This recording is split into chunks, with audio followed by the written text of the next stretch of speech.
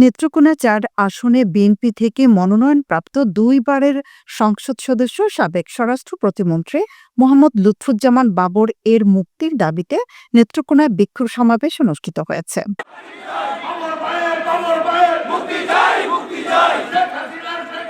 আজ বুধবার বিকালে স্থানীয় শহীদ মিনারে নেত্রকোনা জেলা বিএনপি এই বিক্ষোভ সমাবেশের আয়োজন করে।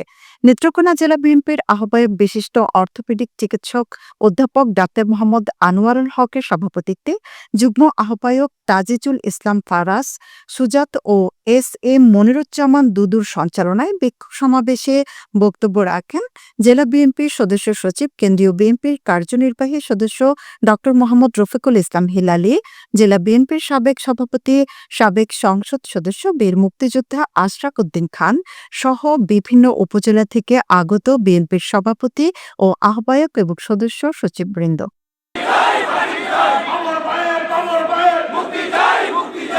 ক্ষমতার পট পরিবর্তনের পর এই প্রথম নেত্রকোনায় বিএনপির এত বড় শোডাউন অনুষ্ঠিত হয়। সমাবেশে বক্তারা বিএনপির ভারপ্রাপ্ত চেয়ারম্যান তারেক রহমান এবং সাবেক স্বরাষ্ট্র প্রতিমন্ত্রী লুৎফুজ্জামান বাবরের বিরুদ্ধে পতিত স্বৈরাচারী শেখ হাসিনার সরকার কর্তৃক দায়েরকৃত সকল মিথ্যা মামলা প্রত্যাহার এবং অবিলম্বে তাদের নিঃশর্ত মুক্তির জোর দাবি জানান।